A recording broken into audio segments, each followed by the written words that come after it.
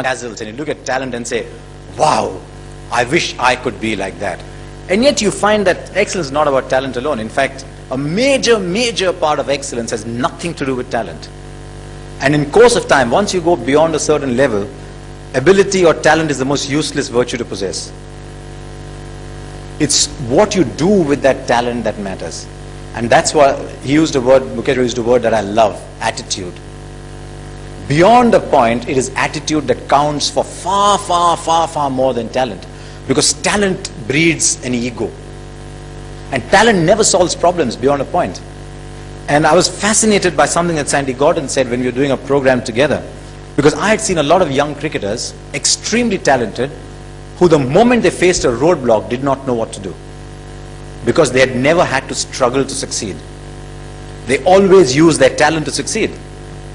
And Vinod Kambli is an example of that. The moment Courtney Walsh bounced him in Bombay, he was 22 years old. Was he? Yeah, he was 22 years old then. In 1994, he was 22 years old.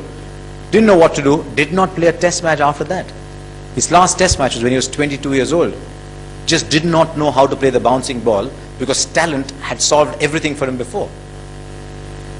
In the Australian Army, when they are, and this is something that doesn't come from sport, but it's something a sports scientist told me, that when they're building an elite core team, they look at your career record, your track record, and if you've never failed, they don't pick you. They don't pick you because they say, if this man experiences failure, will he know what to do? They pick people who have failed and bounced back. And that is where your attitude comes through. And, I mean, let's look at excellence. What is excellence about? It's about being in the top 10% in your profession. I mean, I know I'm talking to people who want to be in the top 1%, but there are a lot of ordinary people around us around. So let's say top 10%. Is talent important when you get to be in the top 10%? I mean, everybody in the top 10% will have the same talent, right? So what's your USP? It's what you do with the talent that counts. And unfortunately in our sport, and I think in India as a nation, we're dazzled by talent a great deal. I found that beyond a certain time in sport, as indeed in broadcasting, that your work ethic and your attitude counts from far more than talent. I mean, Tendulkar is a prime example. The moment you say Tendulkar, if I asked you if you had one of those things that talk show hosts do, I'll give you a word and you give me a connecting word in one word. You say Tendulkar, you'll say talent, right? He played 55 games as a 14-year-old without a break. 55 days.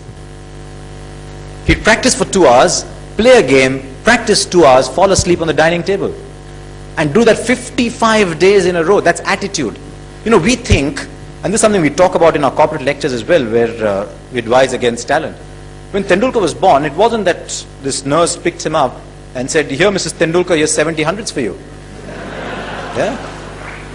It isn't Tendulkar's talent that's produced 70 hundreds. It's his work ethic, it's his attitude, and more than anything else, when you reach the top, it's his passion to perform. And that counts for far more. The attitude and the passion counts for far more than ability. Ability opens the first door. It might open the second door. It's not going to open the last door for you. Because the guy who's bowling the ball at you has got equal ability as you. He's not going to run up to bowl and say, oh, sorry, you're a genius. Sorry, I'll give you a simple ball. Which is what India's bowlers did in 1948 when they went to Australia. They were so much in awe that they said, we are going to bowl to Bradman. It was understandable in those days. India